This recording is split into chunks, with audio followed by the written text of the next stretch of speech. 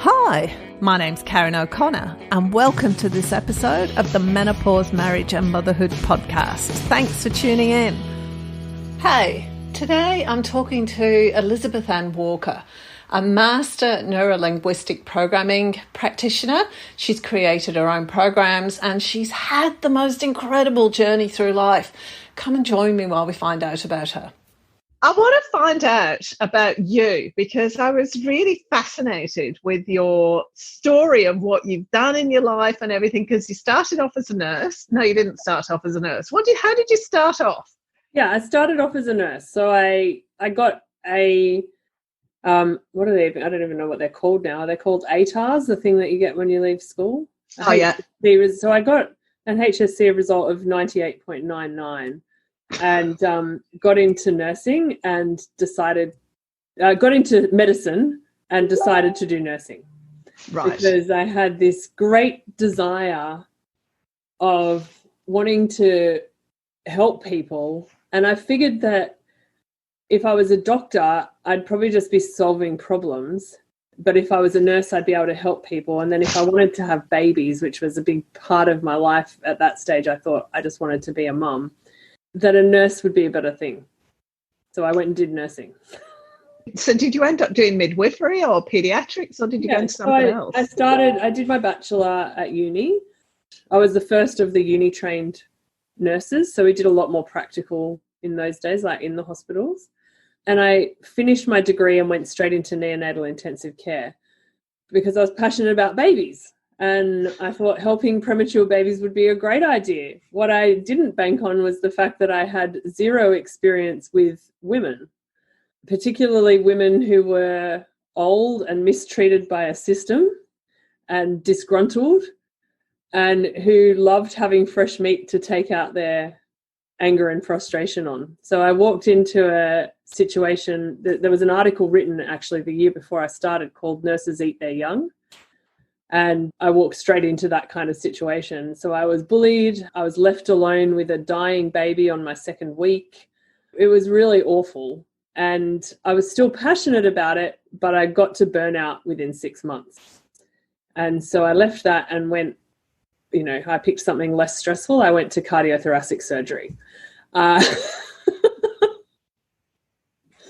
And I worked with the surgeons from Royal Prince Alfred, between Prince Alfred and Strathfield Private in Sydney, and stayed with them for a while. And then I went over into cardiac surgery at Vinnie's and was on the transplant team for a little while. And then I had a calling after I had my own, just before I had children actually, I went back and studied midwifery. And then I did midwifery a couple of days a week and cardiac surgery a couple of days a week. And then I had babies.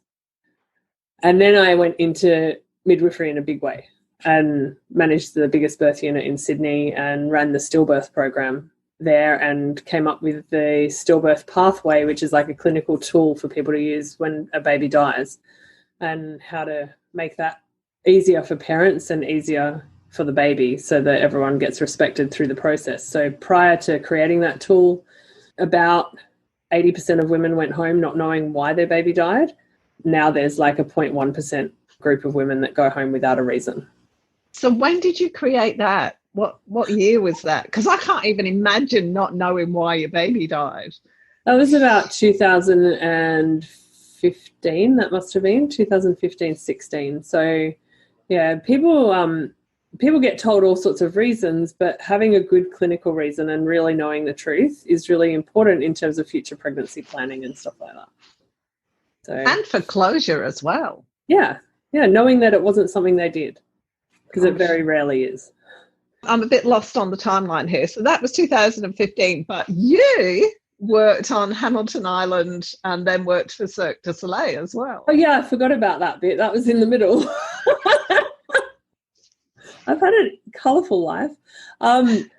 So, yeah, I worked at Lindeman Island in 2007, 2008. And you had your kids by then, did you? Yeah, so my kids were 2000 and 2003, and then 2007 we went to Lindeman Island in the Whitsundays, and I was the nurse there for 2 years, and then I did fly in, fly out until it shut down in 2009, I think it was, that it shut down. So that was a really good experience because that was a full practitioner role where I was the practitioner on the island. And so that was managing a community of 900 people at any one time and was quite an exciting space. And there I learnt to do flying trapeze. And from there, I had an opportunity to fly on the trapeze with Cirque du Soleil, which was pretty cool. How did you come? How did that happen? Just how? Well, here's the biggest thing I think I can give people as advice. Relationships are everything. And opportunities are created through relationship. And so obviously we had a trapeze school at the island. I then went from there to working at a trapeze school on the weekends. So I did my normal nursing job through the week, and then on the weekend I would go out to Homebush and work at Circus Arts Australia and teach people how to do flying trapeze. And through that came an opportunity to go to some of the rehearsals at Cirque du Soleil. And through that came I just was really nice to everybody. And through that came an opportunity to, hey, do you want to have a go in our tent? And through that came hey, we've got this replacement spot. Do you want to do that too? And it's like, great. So it was only once that I was in an actual show, and it was once in another circus in their tent as well. But it's a claim to fame that I keep. When you were doing fly in, fly out, were the kids living on the island with you, or were they somewhere else? No, when I did FIFO, the kids would be with me 1 week in Sydney and then with their dad for a week. And so on the week that I didn't have them, or over the holidays, for the half of the holidays I didn't have them, I was up on the island. And we had casual nurses that did the fill-in by Club Med, but we had other nurses that were employed through agencies. Let's talk about what happened, because you don't do nursing anymore, do you? No. Why did you leave nursing?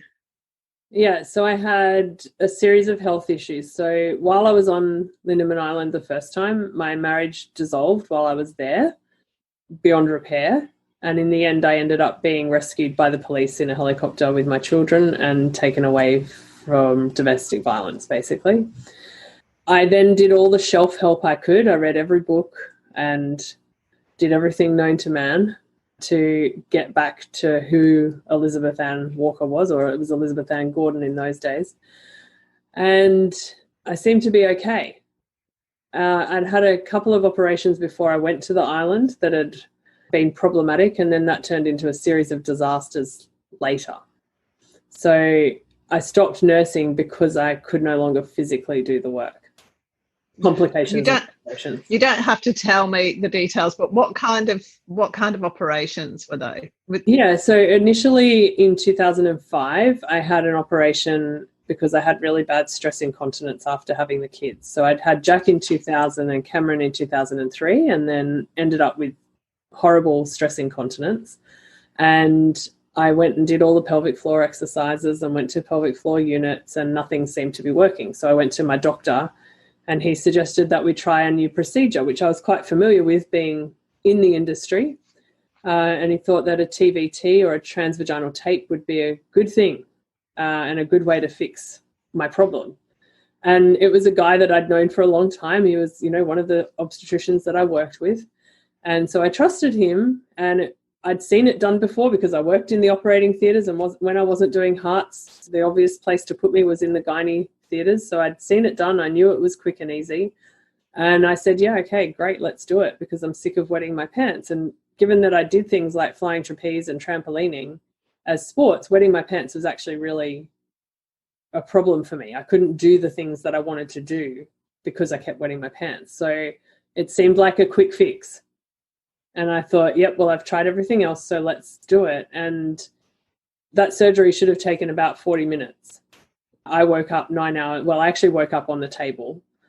So I woke up on the operating table and heard, she's bleeding, quick. And I remember thinking, what? And then the mask went back over my face, and I woke up 9 hours later. And what had happened was there was on the end of each end of the tape, there's a large needle or a trocar, so it's about the thickness of a pen with a big spike on the end. And the surgeon had slipped during the procedure, and what they found out after they opened me up and looked at everything was that he'd actually torn my bladder and perforated my femoral artery and damaged my femoral nerve. So I woke up with a catheter in, and that catheter had to stay in for 6 months. And when the catheter came out, I was even more incontinent than when I'd gone in for the surgery. So the tape itself hadn't worked, but the tape remained inside my body with no result. So obviously, not thinking that it was any problem other than the surgeon just slipping, I went and sought out other surgeons. So that surgeon felt really guilty because obviously he was a friend of mine. He didn't know what to say to me. And he referred me to someone who was very, very good in the field at the time, who worked out of the SAN in Sydney. And he, over time, he gave me a lot of time to heal and recover. He said, look, I think we should do what's called a TVTO. So it's a transvaginal tape, but it goes in through the obturator of the bone underneath your pelvis rather than from the top. And that way we'll be able to stay away from any organs and we won't have any slippage and it'll all be okay. And so again, I said yes, because I was like, anything is better than this constant, wetness and having to wear nappies when I'm only, in my 30s. So I went in and had the operation, and this time I woke up unable to pee and I couldn't move either of my legs. And there were large blood clots had formed around my femoral nerves on both legs. And so I couldn't move my legs for 5 days, which was really scary because I thought that I was paralyzed and they weren't sure what was going on. But eventually they found out that these big blood clots were around the nerves of my legs. But overall, once that settled down and I was able to walk, which took about 12 days, then what happened was I had continence back. So I was stoked. I was like, yes, I can wear undies again and I feel like a woman again and I'm okay. And that went along fine. And then everything was good. The divorce happened. The leaving the island happened. Everything happened. And I was back from the island and I went fishing with my dad. And as we were driving back, the boat trailer had a fault on it and a weld snapped.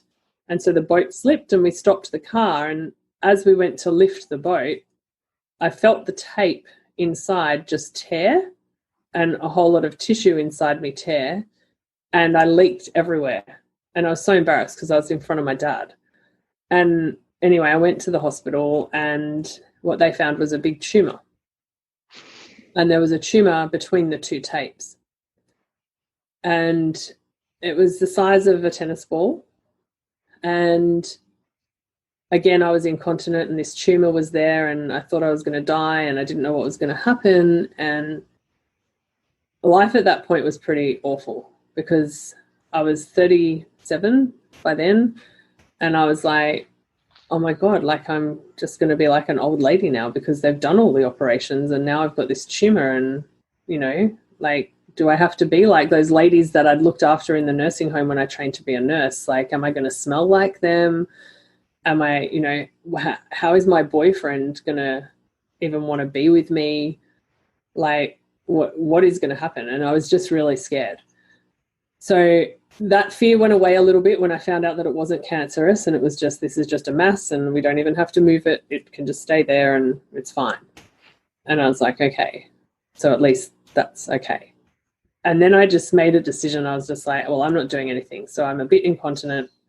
Like it was kind of back to just a bit worse than what it was after I'd had the kids. And I was like, well, I can manage this with a pad. I'll be okay. Then in 2012, I started bleeding a lot again. I started getting really bad period pain. The place where the tumor had been started hurting and I started to get worse and worse in terms of incontinence. And so I went back to, I attempted to make an appointment with the doctor that had fixed everything. And he had had a stroke and was no longer operating. So I then went through meltdown for a little while of, oh my God, now I'm going to have to find someone new again. And what do I do? What if they stuff it up again? So I found a surgeon at St. Vincent's and he decided that I needed a hysterectomy and that a good idea would be to put another tape in. Now, you think I would have learned by then that tapes were not great for my body, But he assured me that, you know, the other surgeons maybe hadn't had a lot of experience, and he had a lot of experience, and, you know, told me that it would be great to have another tape in. So I agreed to the hysterectomy, and that was because of precancerous changes, and at the same time they took the tumour out that was there, and that was all full of adenomyosis and stuff like that. So it was a good thing that they removed that. Then they put the third tape in. And I woke up from that operation unable to pee, and I couldn't pee for nearly a month. So I had to have what's called a suprapubic catheter in, which is a catheter that goes in through your tummy into your bladder. And it has like a little tap on it. And I had to use that for about a month until I taught myself how to wee again. And so I eventually did teach myself how to wee, but the incontinence came back just the same. So now I was back in nappies again. So that was 2012. And by then I was like, I'm not ever having another operation again. Like, this is just stupid. This, like, I just am going to have to live with it, and it's all I can do. And if I smell, I smell. And, you know, I just won't go anywhere where I might get sweaty, or I might have to jump or dance, or I'll just do normal things and not do any of that stuff. And I'll stop exercising forever because, like, obviously I can't, because even if I exercise, the nappy will fill up fast, and I don't want to be like that. And so I changed my life. I put on about 25 kilos because I stopped exercising. I, you know, pretty much hated life because it was pretty boring. Then what happened is the nerve damage from earlier 2005 came back. And I ended up in a wheelchair, unable to walk. I couldn't move. And no one really knew what was going on. And then I started walking again, and it was okay. And then I started bleeding, and I was like, well, hang on, how am I bleeding out of my vagina if I don't have a uterus anymore? Like, this just doesn't make sense to me, so I must have cancer. I'm a nurse. I know these things. The only thing else that could be bleeding is a tumor up there that is bleeding.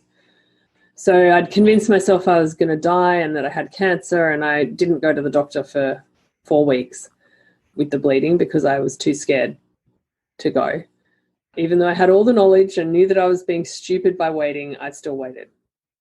And I went to the doctor, and she had a look, and she said, this blood's not coming from where your uterus was, and there's nothing in your vagina, but what's there is on the roof of your vagina. It looks like there's a hole. I said, what do you mean? And she said, I need to look at this under anaesthetic because I can't quite get the speculum to go in the right place. So I need a scope to look at this. So she referred me to a urogynecologist. And what had happened was the 3 tapes that were there had sheared through in between my urethra and my vagina and created a fistula or a hole. So there was a direct hole between my vagina and my wee hole. And I was constantly getting urine infections to the point of needing to be admitted and have antibiotics. And I was really sick that year. That was end of 2014. And thank God I'd met Simon by then, because he was a godsend. He just looked after me and made everything okay. But when they found this out, well, then they had to fix the hole, because otherwise I was going to keep getting infections and eventually the antibiotics wouldn't work. So I went in 2015 for the operation, and they did what's called a urethroplasty. So they basically cut all the way up along my wee hole to my bladder and lay it all open, cleaned out there was all stones and little tumours the whole way along it from the trauma. They cleaned all that out. Then they got all the pieces of tape, because all 3 pieces were in there, and there were stones and tumours all along the tape as well. They had to cut right out towards my hip bones to retrieve some of those tapes. And they did basically what's called a pelvic dissection and, you know, pulled out a whole lot of stuff, including moving muscles from my tummy to try and repair my pelvic floor, which later went rotten and were destroyed. And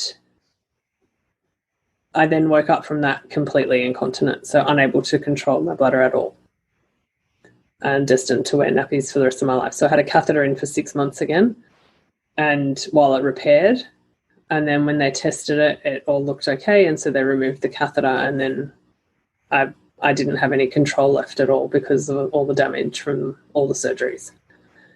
And since then, that's pretty much been my life. But what was worse than any of that was, with all the trauma, all the antibiotics, by the end of 2015, I ended up with chronic pain.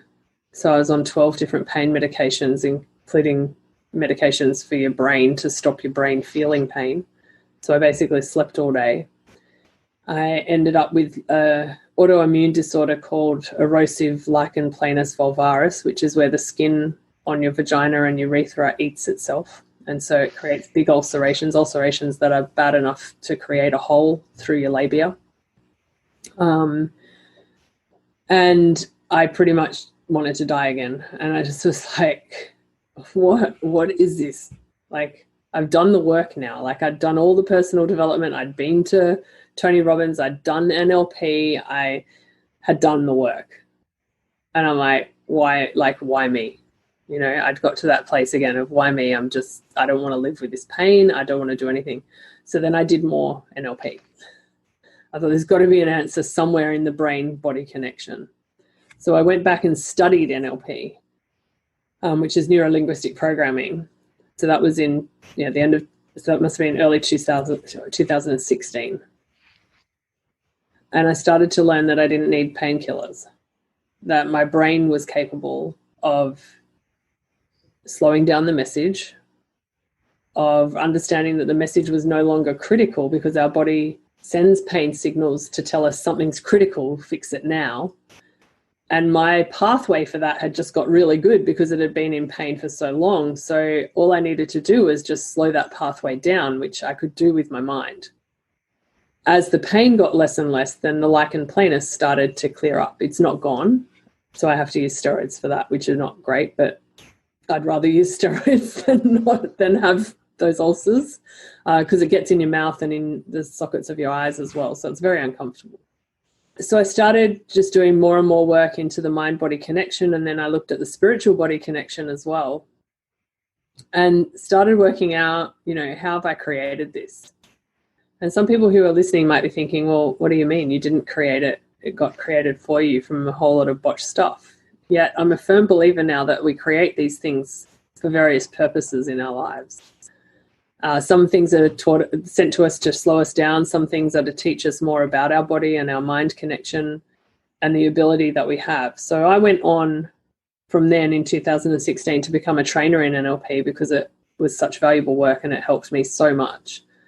I now have an outbreak of lichen planus roughly once a year, which is very unusual for that kind of autoimmune disease. Normally people have it all the time. I have no pain whatsoever anymore. And in the last few months, my continence has started to get better. Not a lot better. I still have to wear big pads, but I'm not wearing nappies anymore. And if I'm at home, I can sometimes wear undies for a couple of hours without a pad, which is really quite freeing. And I know if anyone's listening that's got incontinence, the feeling of cotton undies on your skin is so much nicer than a pad on your skin. Not to mention the stuff that it does to your sex life and your relationship with your partner if you've got one. So I'm now in a position where I can help others. I was invited to be part of the class action related to the meshes, and I am part of that because they are still putting mesh in people.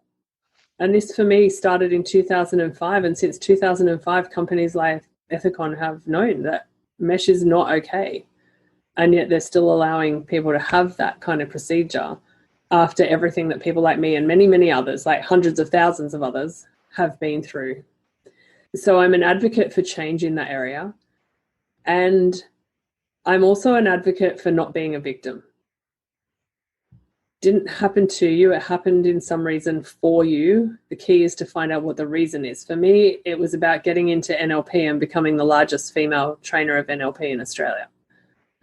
To bring that feminine touch to a system of working with the mind and the language that controls the mind into a space that was accessible for women and for men who were not in sales or in rah-rah kind of jobs. And so for me, it's held great purpose, and I can now say that I'm super grateful for it. But for a long time, it was the worst thing that had ever happened to me. So a couple of things, and I need to ask both the questions so that I don't forget. Yep. So the first one is, you were saying that you did Tony Robbins and everything, and if you could talk me through that, if you could talk us through that, that'd be great. And the second one is to do with the NLP. Men and women, you know, because my background's in construction, so I know for a fact how differently men and women think. How is that difference?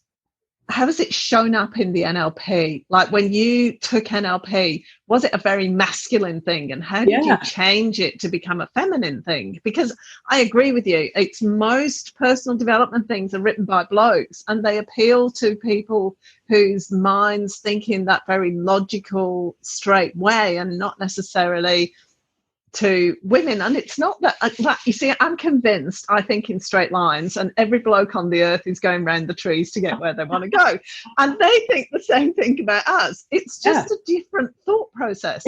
So okay, over to you. Okay, so the Tony Robbins thing, I'm in the wheelchair, I can't walk, a friend offers me a ticket at a cheap price, and I said, okay, fine, I'll give it a go. I didn't really want to go. I kind of went thinking this is going to be stupid. It's 4 days in a cold room. I like the guy, but I don't like him that much. I like him a lot now, by the way. Since I've met him and spent some time with him, he's a great guy. But I sat in the room, and when it came to the fire walk, I kind of got pushed up to the fire lane, and I stood up and walked, and I hadn't walked in 6 months. And I don't know how that happened. And, well, I do. I know that it was a message from my brain to my body, and that I'd given myself permission to use that message. And I didn't ever not walk again.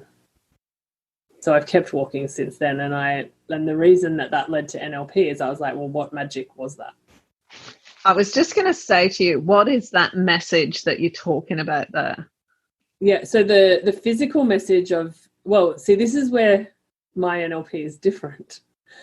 Was it a physical message? Was it a language message? Was it a spiritual message? They were the questions for me. And I looked at the experience and thought, okay, I sat on the most uncomfortable chair in the most freezing cold room with people I didn't know, because I didn't go with anybody. So I met people there.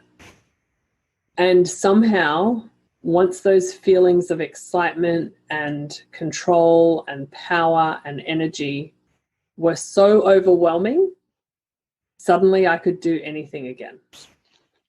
And I realized that, probably a lot later, I realized that I'd allowed myself to become a victim to everything that had happened. I'd allowed myself to let all of those surgeries and traumas make me something that I wasn't. And the communication with my brain, body, and spirit allowed me to return to who I really was. And I'd heard of NLP, I just didn't think much of it. I thought it was for salesmen. And I thought if I could harness the energy that I've got there in a much more peaceful way, in a way that still has the determination and the strength and the power, but doesn't need the, yeah, clap your hands, woo, we're going, let's, like, you know, I did not want to run a training that was all of that. Now, don't get me wrong, if you come to one of my trainings, there is a little bit of that in it because we love dancing, but it doesn't need to all be that. It's much more effective if you utilize NLP as a language that can communicate across the body, across the mind, and across the spirit. And when you create communication between all three, your body will remember that you have a blueprint for perfect health. Because when you're born with a blueprint for perfect health. And it's stored in your unconscious mind. And when you can access that, and when your higher self can access that, then you can restore your body. How does this show up in other areas? Well, we've had clients that have recovered from stage 4 cancer. We've had clients who have, you know, had 10 years of infertility come and done work with us and then become pregnant. This has been proven over and over and over again. And if you look at the work of people like Bruce Lipton and Joe Dispenza, it's the same thing. So when you combine linguistics with spirituality and the the things that we have in our body already. So, for example, if you do some biodynamic breath work, you can release a lot of trauma. If you combine that with language where you can mentally release that trauma, and then in spirituality where you can, if you want to call it aurically, I'm probably getting a bit woo-woo now for people, but you can aurically release that trauma, then you no longer need the trauma. And when I say need, some people need the trauma. It gives them significance. It gives them power. It gives them a story. And they don't have an identity outside of that story. And so they're scared to let go of the trauma because it means like they don't know who they are then. So I guess there was a lot of bravery involved as well in being okay to let go of the story that I'd been in an abusive relationship, that all this bad stuff had happened to me, that you don't know what it's like to be me. I'm a single mum and I've got all this stuff wrong. Like when I was brave enough to let go of that story, I then got to tell the story of, you know, I created a 7-figure business in less than 12 months and I have impacted hundreds and thousands of people. You know, I've now got opportunities to speak on the same stages as Tony Robbins. And that kind of stuff touches a lot more lives than me sitting in my story going, poor me. And most people have a mission on their heart. And most people shy away from it because they have to be brave and they don't know how. So my job is to help them. That's a really good point. How I heard it as you were talking then was we all need to have a life full of meaning. And for most of us, that meaning might be, I'm a mum, and I'm talking about myself here. I'm a mum struggling to keep up with things. I've got 4 kids. I'm really busy. I can't do anything, blah, blah, blah. And what you're saying is you chose, and through NLP, you get people to choose to remove the stuff that keeps you in place and replace it with something that gives you the opportunity to expand and enjoy life, maybe. Yeah. I mean, that's just to have positive. Forward momentum with meaning. Right, okay. That sums it up nicely. Oh, yeah. Because most people get stuck. We just all pile all this meaning onto ourselves. Yeah. I am this, I am that. I've had pelvic mesh, and I'm talking about myself here, not you. I've had pelvic mesh, so I can't do this, I can't go there. And that's all the meaning. So it's stripping away all that meaning. Is that a way of looking at it? Yeah, so you strip away the meaning, but rather than leaving someone empty, you allow them to choose what meanings to create. You allow them to choose what their life looks like. You allow them to choose to be free from things like anxiety, depression, frustration, because all those things are a choice. They are a choice. Not. Yeah. And also the familiar is way more attractive than the unfamiliar to most people. So to give up, I am a cancer sufferer, is quite difficult because it's an identity that's got your life to where it is right now. And for most humans, we'd rather stay in our familiar comfort zone than go and do something else. So it does take a lot of courage to do this. Yeah, so I liken it to a pair of granny undies. When you buy a pair of granny undies, they're really tight and they kind of dig in around your legs and a little bit across your tummy. But after a few months, they kind of get saggy and baggy and it feels okay again. And it's just like your old undies and you start going, oh, it's just like my old undies. And then a few months later, they get really soggy and baggy and you start thinking, oh, I've put on weight, but really just the undies aren't holding your tummy in anymore. And so you have to go buy a new pair of granny undies. And when you buy them, they're tight again and it's not comfortable again. And so I think one thing that helps people move from their comfort zone into what could become their new comfort zone is the concept that the band will always expand. It always will. You just have to be brave enough to step into it while it's a bit contracted and feel the tight undies and be a bit uncomfortable, knowing that eventually you'll feel comfortable there too. Because we've changed our whole lives. Like, you know, it was great when you could lie on your back and cry and someone would shove a boob in your face and you'd get fed. You know, it was great when you could crawl and someone would pick you up and put you in a high chair and feed you. And it was great when you could walk and do it yourself. And then it wasn't so great when you had to buy the food yourself and you had to worry about whether you had enough money to buy it yourself. But then it got okay again when you realized that you were great at budgeting and cooking mincemeat with frozen peas you know, and then eventually you got to eat out at fancy restaurants. Like, it's all different comfort zones, and they've all become comfortable for you at one point. And by saying that I'm comfortable by being sick, I'm comfortable not living my best life, is one of the biggest tragedies that is happening in society, and it's a big one. You know, people expect people to have anxiety and depression. Like, how is it okay? And, you know, there's those movements like, it's okay to not be okay. Well, no, it's not okay to not be okay. You were put here to enjoy life and to be happy. I get a lot of people say, what's the purpose of life? You know, what's my life's purpose? What's my mission? How do I identify that? And so the purpose of life is to be happy. It's that simple. You're not being happy, you're not following your purpose. So work out what makes you happy and do that. Going back to that question about the difference between men and women in NLP, just explain how you, because I've done Tony Robbins. Yep. So, and I did not like the rah-rah bit. Loved the dancing, could dance all day. Didn't like the, okay, let's go. Here we go. It's just like, oh my God, excuse me, I'm going to vomit. How is it different? And I have to say, it did put me off the whole NLP thing, because I was just like, of course. It's like listening to, I don't know, there's just a style of things. Dave Ramsey talking about money. I can read his books and his books are great, but if I listen to him, I can last about 2 minutes. And then I just want to turn it off, because it's just too, I don't want to say upbeat because that sounds really terrible, but it's too over the top, you know? Yeah. And the thing is that it doesn't recognize that there's two types of people in the world, introverts and extroverts.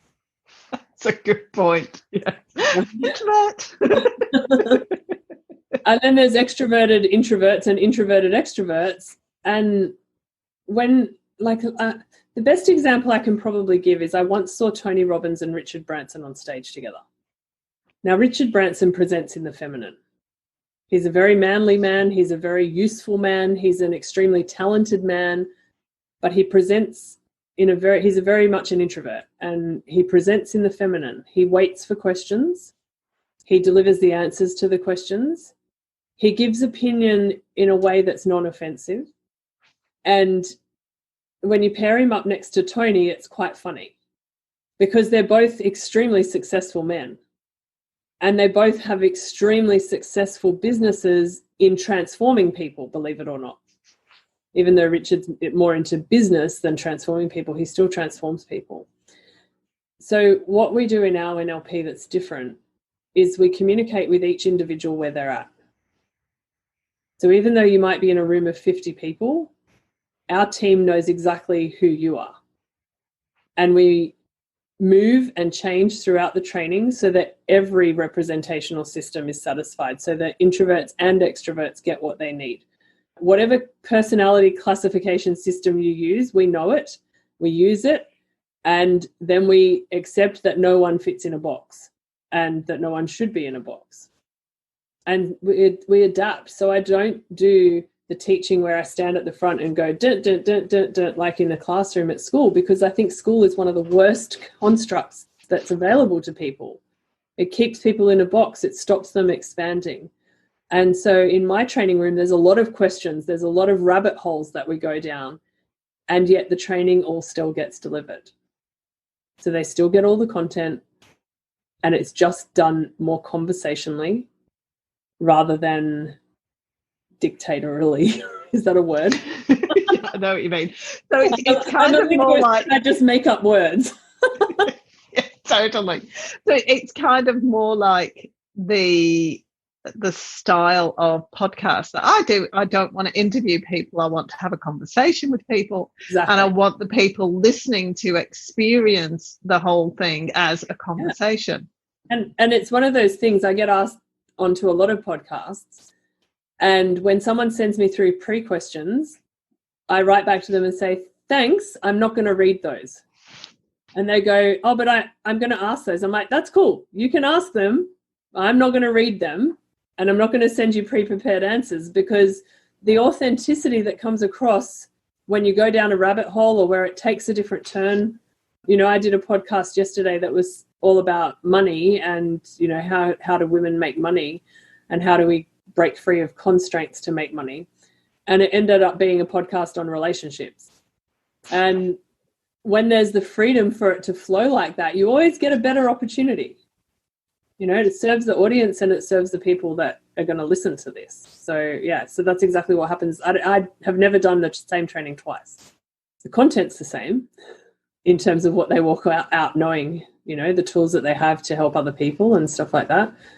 But what I talk about, what I deliver, the way the room feels, that's all different every single time.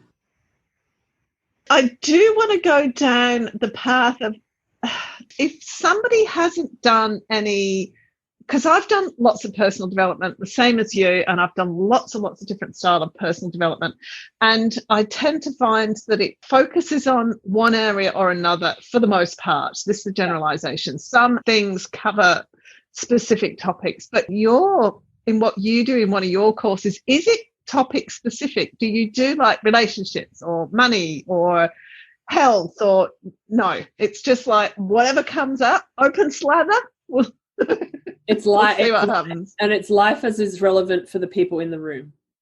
So the purpose of NLP, like obviously we give out a qualification in coaching, we give out a qualification in timeline therapy, in neuro-linguistic programming, and in hypnosis. So those qualifications happen and the board requirements for those qualifications happen.